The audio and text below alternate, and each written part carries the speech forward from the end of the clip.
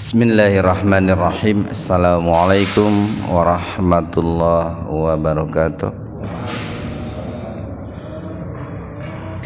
Alhamdulillahi rabbil alamin, alladzi an'ama alaina bi ni'matil iman wal islam, walladzi arsala rasulahu bil huda wa dinil haqq liyudhhirahu 'alad dini kulli wa kafa billahi shahida.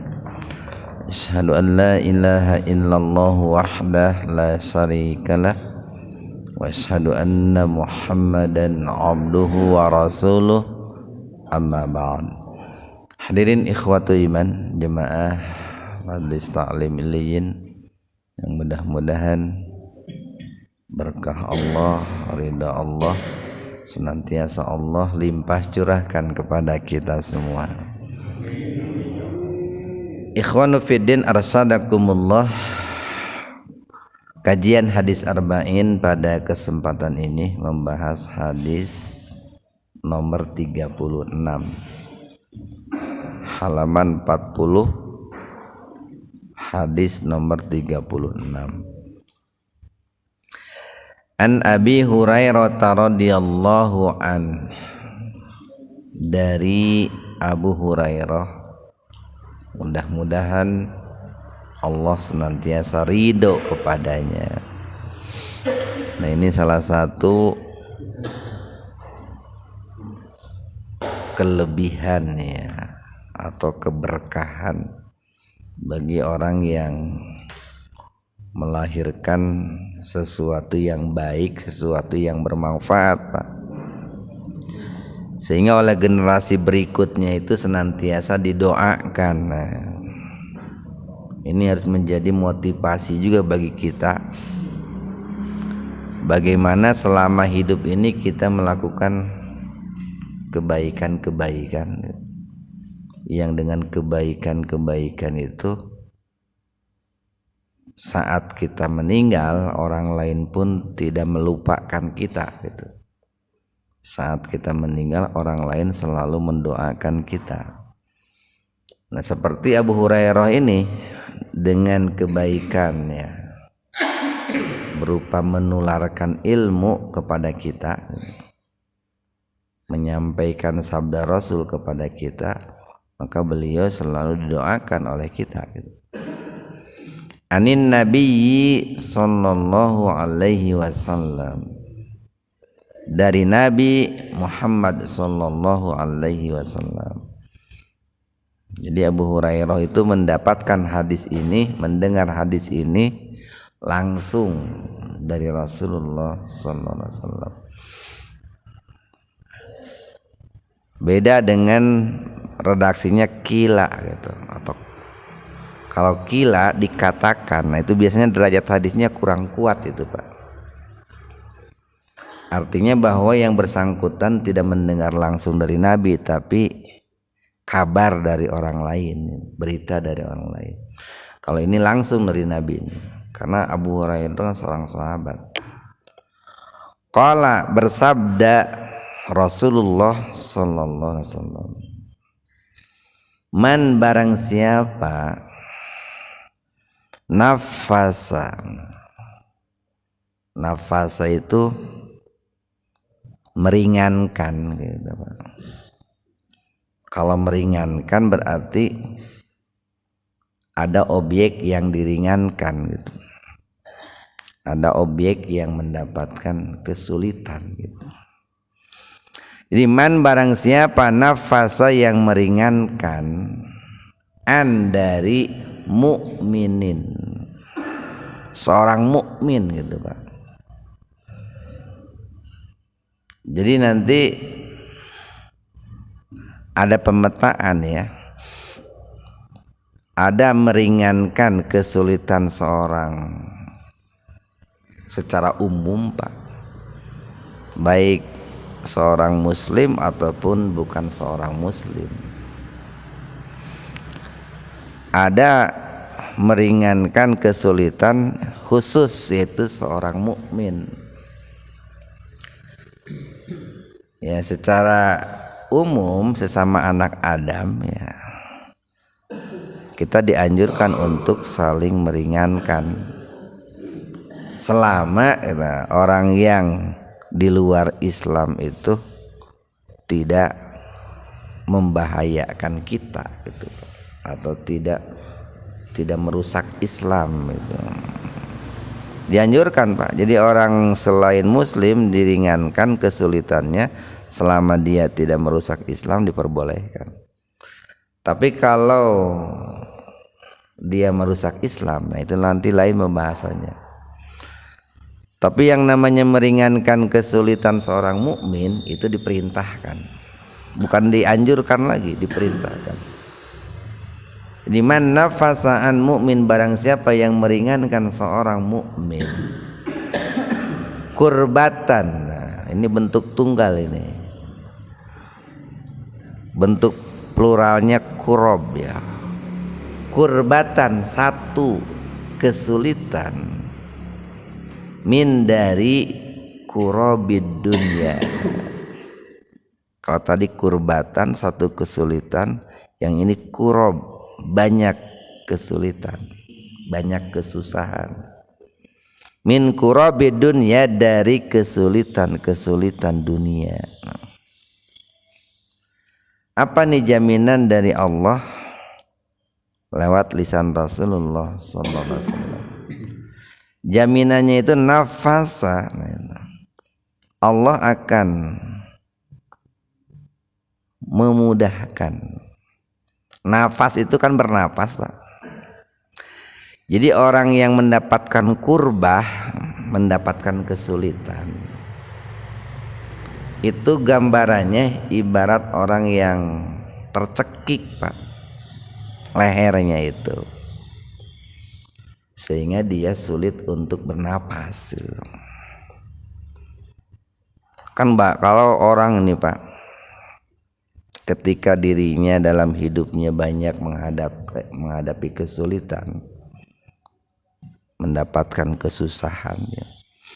Bahkan mungkin belum lepas kesusahan yang satu, sudah datang kesulitan yang kedua. Hidupnya dirundung kesulitan gitu. Terkadang ada yang seperti itu dalam hidup itu. Nah itu seolah-olah digambarkan dirinya itu sulit untuk bernapas, bagaikan lehernya itu tercekik gitu Pak, tercekik. Bahkan lama-lama dia akan seperti orang yang menanggung beban juga, akan menanggung beban. Nampak dari fisiknya bisa seperti itu. Nah, ketika kesulitan itu dilepaskan oleh saudaranya sesama mukmin, maka seolah-olah dia itu dilepaskan tali yang mencekik lehernya itu. Makanya bahasanya itu nafasa, bernapas Pak. Ini menisok, alhamdulillah, kan gitu Pak. Seolah-olah dia itu dilepaskan tali yang mengikat lehernya itu ketika kesulitannya itu diangkat ya, oleh saudaranya itu.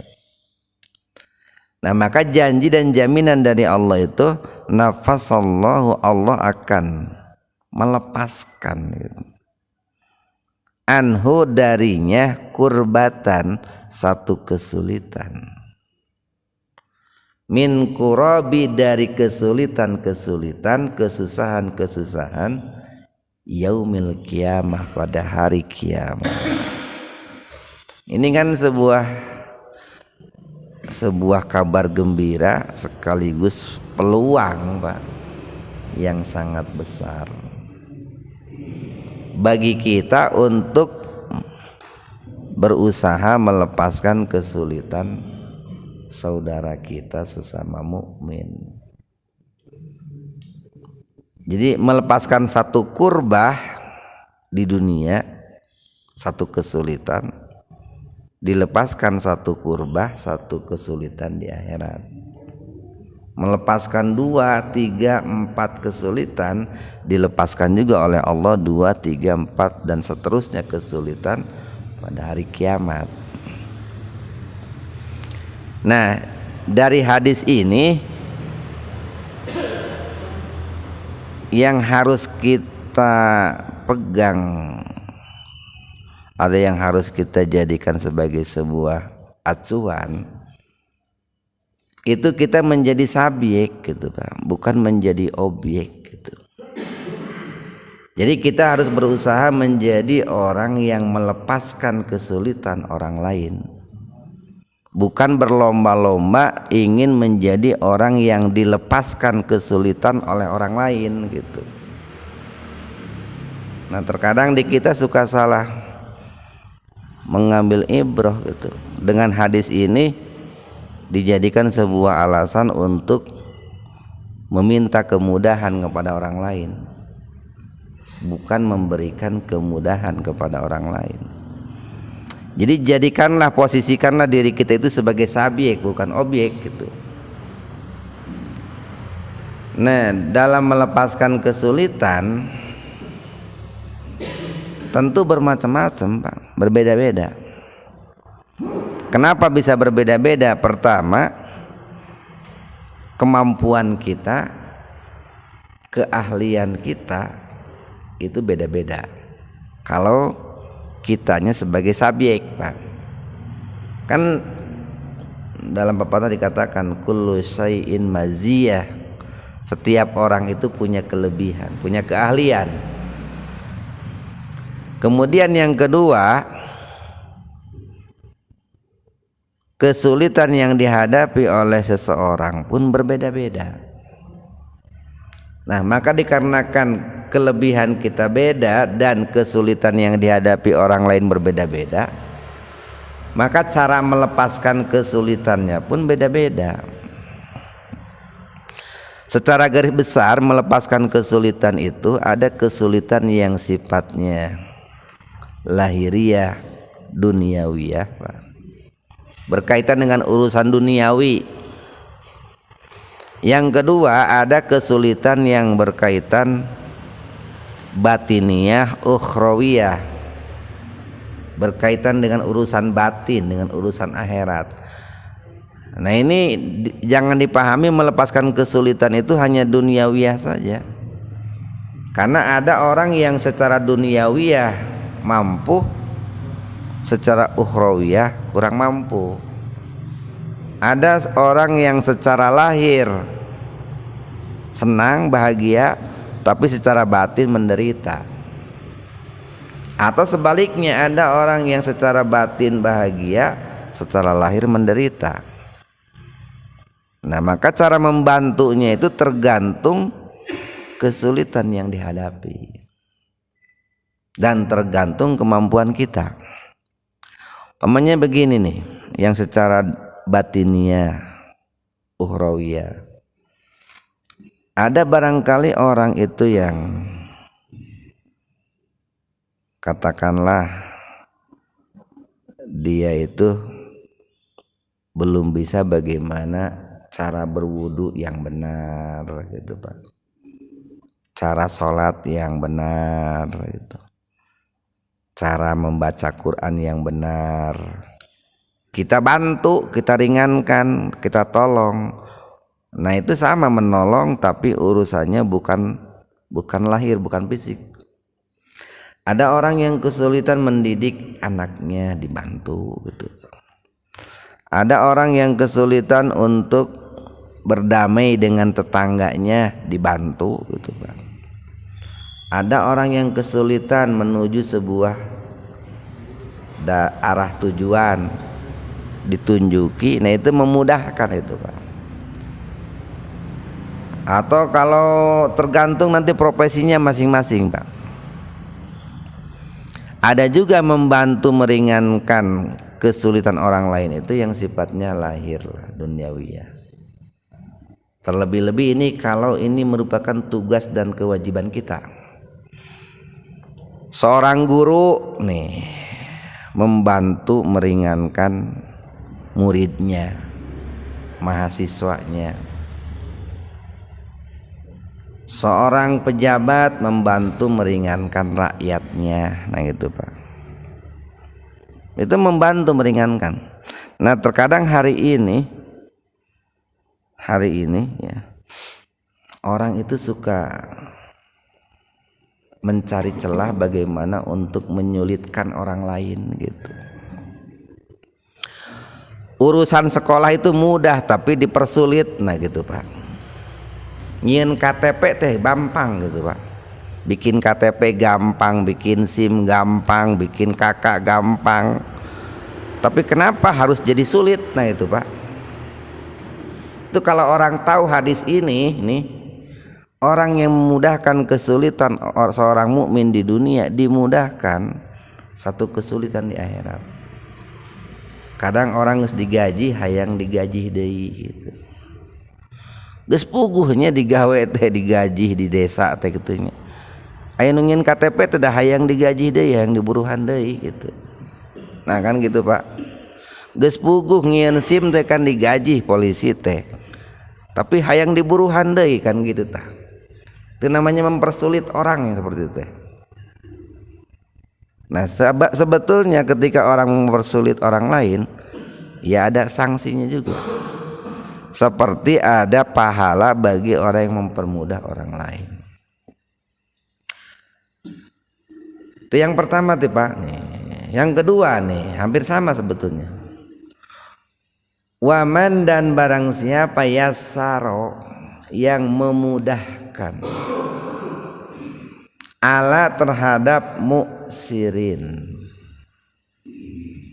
Innamal usri yusra. Nah itu Pak. Muksirin itu orang yang mendapatkan kesusahan. Barang siapa orang yang mempermudah orang yang mendapatkan kesusahan. Maksudnya seorang mukmin yang mendapatkan kesusahan. Yassarallahu, Allah akan mempermudah alaihi kepadanya fid dunya, baik di dunia wal akhirah ataupun di akhirat.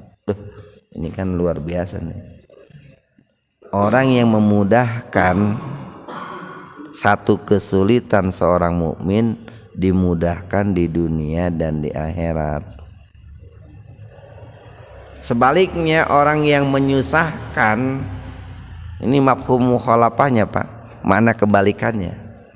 Orang yang menyusahkan seorang mukmin di dunia maka akan disusahkan di dunia, di akhirat. Nah, kan terkadang begini, posisi kita sebagai subjek Pak. Ini bedanya hadis yang pertama dengan yang kedua Pak, atau kalimat yang pertama dengan yang kedua. Kalau kalimat yang pertama, kesusahan yang dihadapi oleh seorang mukmin itu awalnya tidak ada kaitannya dengan kita gitu. Pokoknya ada seorang mukmin, baik itu saudara, teman, tetangga, dapat kesulitan. Yang sebetulnya kesulitan itu awalnya tidak ada hubungannya dengan kita Pak. Lalu kita permudah, nah itu. Tapi kalau yang kedua itu ada kesulitannya kaitannya dengan diri kita. Nah, bagaimana kesulitan yang ada kaitannya dengan diri kita? Pamannya ada seseorang yang berhutang kepada kita, lalu kita berikan kemudahan. Dalam arti berikan kemudahan itu, jadi bukan ini ya, biar tidak disalahpahami lah. Jadi bukan berarti kita membiarkan orang dalam kesalahan.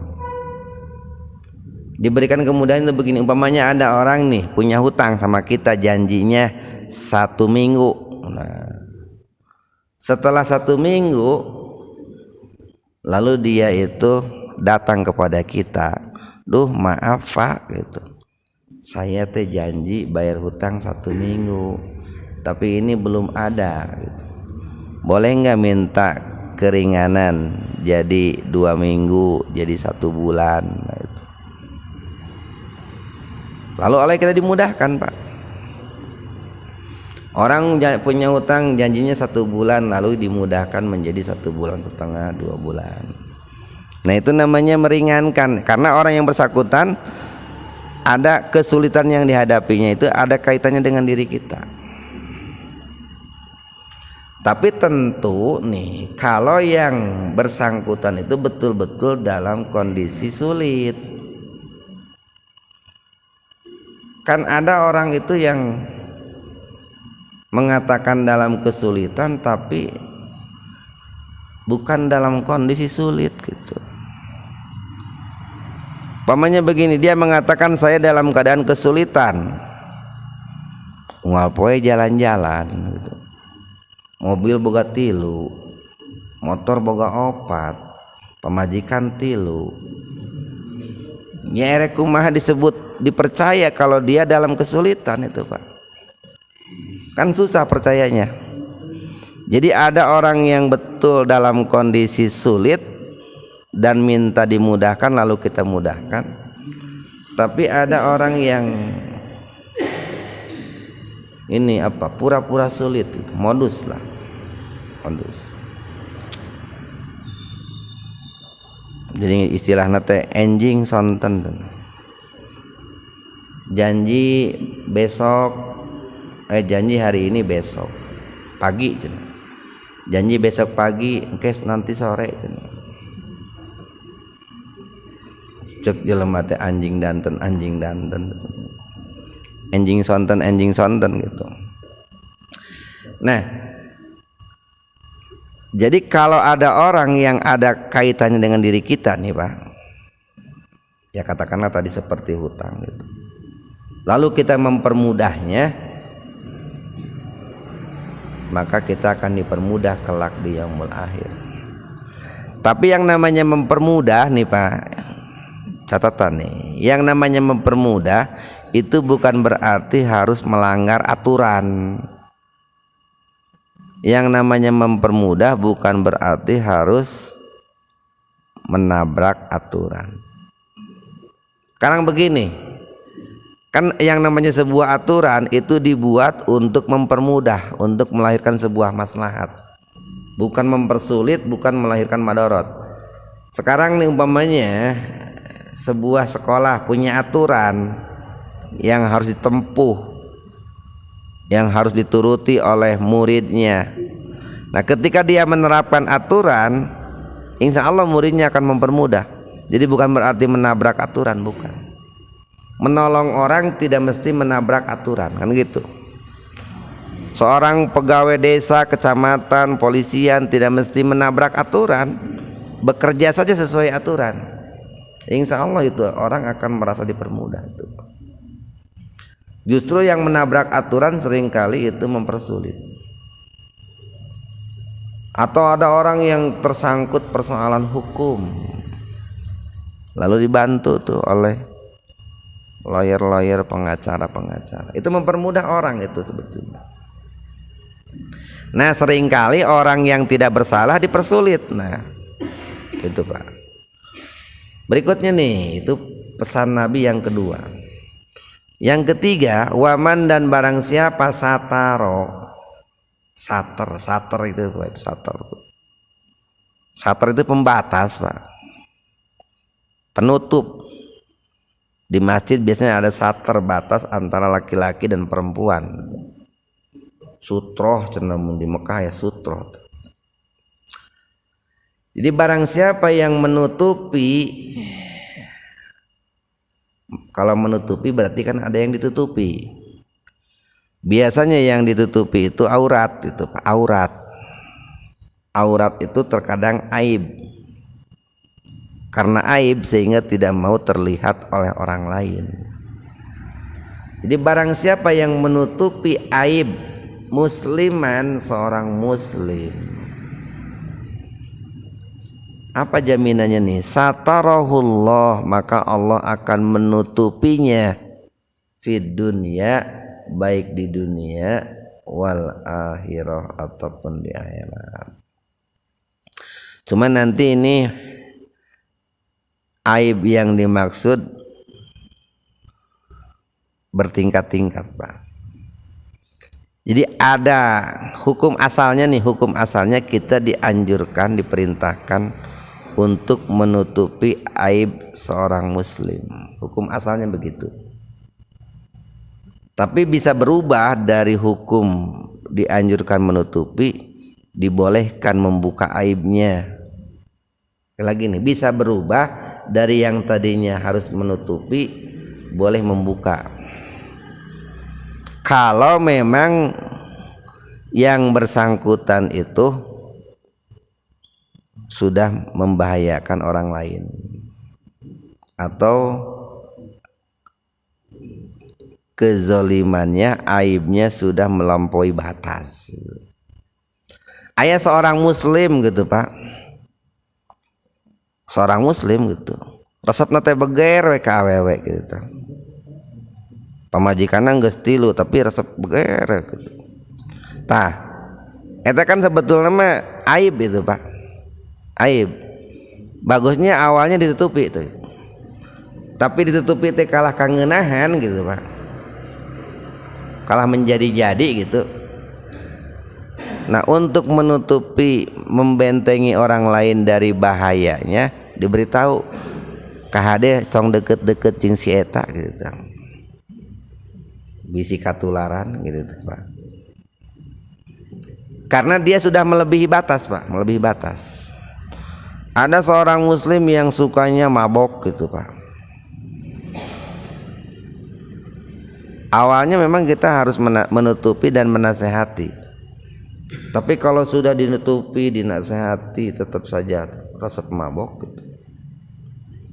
Tidak mengapa diberitahu kepada orang lain agar orang lain memberi pelajaran kepada dirinya atau hati-hati terhadap dirinya. Jadi tergantung nanti aibnya seperti apa. Kalau aibnya itu masih dalam batas bisa ditoleransi, toleransi. Karena kadang aib itu Pak, aib orang lain itu bisa berhenti ketika oleh kita didiamkan. Terkadang begitu.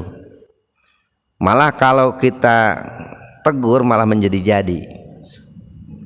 Seorang anak berbuat salah, terkadang oleh kita didiamkan, itu berhenti sendirinya.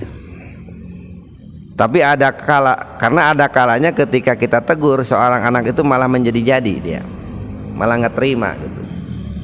Nah, maka harus dilihat-lihat, sehingga nanti kita akan memilih cara bagaimana untuk menasehatinya itu. Kita lanjutkan nih. Wallahu, dan Allah itu fi aunil abdi, maunah, akan senantiasa melindungi hambanya.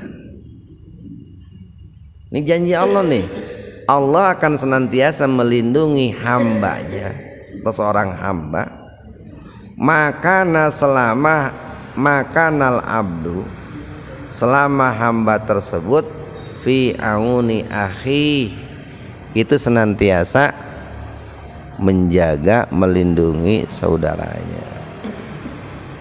Sebaliknya nih Pak, ini sebaliknya, Allah tidak akan melindungi seorang hamba kalau seorang hamba itu mengkhianati saudaranya atau mencelakakan saudaranya. Itu mas sebagai sebuah hukum sebab akibat Pak. Disebabkan seorang hamba itu melindungi saudaranya sesama mukmin, maka janji Allah, Allah akan melindunginya.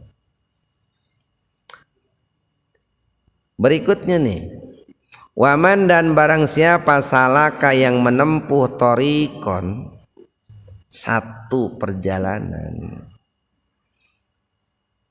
yaltamisu fihi ilman, dalam rangka menuntut ilmu. Jaminan Allah apa tuh? Sahalallahu, Allah akan memudahkan lahu baginya torikon, sebuah perjalanan, ilal jannah, menuju surga. Nah ini Pak, kita ini nih menuntut ilmu seperti saat ini, Ini merupakan sebuah wasilah ya, yang kita tempuh untuk mempermudah diri kita menuju surga. Ibnu Rajab Al-Hambali beliau mengatakan, tidak ada jalan yang paling memudahkan menuju surga kecuali thalabul ilmi, mencari ilmu, Pak. Ilmu itu kan cahaya, Pak. Cahaya itu kan bisa menerangi. Kita semua kan sedang berjalan nih menuju akhirat, menuju surga. Butuh cahaya itu, Pak. Cahayanya itu ilmu. Kita ingin memudahkan orang lain perlu ilmu gitu, Pak. Kita ingin mengangkat kesulitan orang lain perlu ilmu. Kita ingin menutup aib orang lain perlu ilmu. Kita sholat, zakat, puasa, haji, kurban perlu ilmu itu kan, Pak. Nah, maka orang yang menuntut ilmu itu dia kan ingin benar sehingga dia ingin mendapatkan ridha Allah. Nah, ketika Allah ridha, surga akan terbuka, Pak. Surga terbuka. Nah, caranya menempuh perjalanan menuntut ilmu itu beda-beda. Banyak cara lah. Bisa menempuh ilmu itu dengan cara berjalan kaki menuju ke majelis ilmu.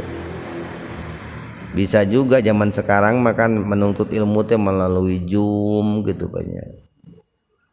Melalui Google browsing gitu. Banyak cara menuntut ilmu itu. Nah, dan nanti itu akan menunjukkan kualitas diri kita, Pak. Jadi kalau orang yang tingkatannya intelektual biasanya lamun muka HP teh cari katakanlah semacam web yang berkaitan dengan ilmu. Tapi lamun orang awam biasanya lamun muka HP teh yang ada TikTok nukar itu, Pak. Anu tidak bermoral, tidak berilmu, anu hiburan sifatnya. Itu akan menentukan kualitas kita itu nantinya itu. Jadi carilah, browsinglah nih, salah kata sama mencari, membrowsing hal-hal yang berkaitan dengan ilmu. Bagaimana umpamanya ilmu cara belajar sejarah, belajar nahwu shorof, belajar Al-Quran, belajar segala macam lah, Pak, yang berkaitan dengan ilmu. Berikutnya nih, wama dan tidaklah ijtama'a berkumpul kaumun, satu kaum, satu kelompok, fi baitin min buyutillah, di satu rumah dari rumah-rumahnya Allah, maksudnya masjid. Dan tidaklah satu kelompok, satu komunitas, satu kaum berkumpul di masjid Allah. Kayak kita nih berkumpul di masjid Allah. Yatsluna, lalu mereka itu senantiasa mentilawah kitab Allah, kitab suci Al-Quran. Wa yatadarasunahu, lalu melakukan tadarus. Tadarus itu mempelajari lah, mempelajari terjemahannya, mempelajari tafsirnya, mempelajari tajwidnya, mempelajari segala macam lah, Pak. Kan untuk membedah ke Al-Quran itu banyak. Wa yatadarasunahu bainahum, dan mereka saling bertadarus di antara mereka. Illa, melainkan nazalat, akan diturunkan alaihim, kepada mereka, as-sakinah, ketenangan gitu, Pak. Tenang.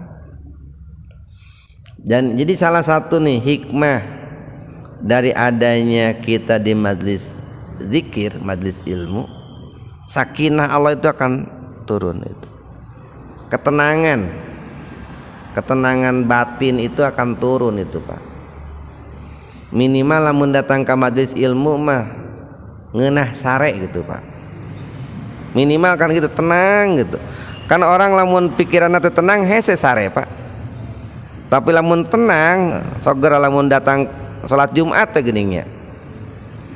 Kita datang ke masjid untuk sholat Jumat saking tenang na pikiran sare. Di imam mah yang sare teh kudu di obat itu Pak. Obat penenang gak karek bisa sare. Pernah datang ke masjid teu diobatkeun langsung sare gitu. Malah teu make doa bismika Allahumma ahya langsung sare eta. Komo lamun make doa eta Pak. Karena tenang Pak, tempatnya tenang, mendengarkan sesuatu yang menenangkan gitu. Sakinah. Sakinah itu kan sikin itu apa Pak? Pisau. Pisau itu kecil. Pisau itu satu benda yang ukurannya itu kecil. Maksudnya apa nih? Jadi orang datang ke majelis ilmu gitu, terkadang dengan sesuatu hal yang kecil pun Pak, itu akan melahirkan ketenangan. Dengan satu kata, dengan satu kalimat yang dia dengar, itu akan memotivasi dirinya, menenangkan dirinya. Muncul sakinah itu. Wa ghasyiyat humur rahmah, dan dia akan diliputi oleh rahmat, oleh kasih sayang Allah. Wah, aya parahmat ayeuna. Islami parahmat teu katingali. Wa haqqat humul malaikah. Nah, dan dia akan dikelilingi oleh para malaikat itu. Ini mudah-mudahan nih kita ini dikelilingi oleh para malaikat. Malaikat melihat kita, menyaksikan kita. Wa dzakarahumullahu fiman indahu, dan Allah akan senantiasa mengingat mereka itu. Nah, makanya Nabi dalam hadis lain kan beliau mengatakan, kalau kalian itu melihat Raudhatul Jannah, taman-taman surga, maka bergegaslah untuk mendatanginya. Ini taman-taman surga itu seperti ini nih Pak, majelis ilmu, majelis zikir. Banyak tuh keutamanya itu. Waman abto'a, sebaliknya barang siapa yang melambat-lambat gitu, lalu hiya lalai itu parurun mung gitu. Bihi ke majlis zikir, majlis ilmu. Ini ancamannya nih, lam yusri bihi nasabahu. Nasabnya itu, keturunannya itu tidak akan bisa untuk menjamin dirinya. Karena seseorang itu mulia atau tidak, terhormat atau tidak, mendapatkan manfaat atau tidak, itu bukan karena keturunannya, tapi karena dirinya sendiri. Inna akramakum indallahi atqakum. Sugan saya mah teu kudu teuing talabul ilmi, sebab saya mah anak kiai gitu. Wah, teu bisa. Jadi keturunan kita, nasab kita itu tidak akan bisa menutupi atau mendapatkan manfaat untuk kita kalau kita tidak berusaha dengan maksimal, dengan baik. Mudah-mudahan ada manfaatnya untuk kita semua. Subhanakallahumma bihamdika asyhadu an la ilaha illa anta astaghfiruka wa atubu ilaik. Assalamualaikum warahmatullahi wabarakatuh.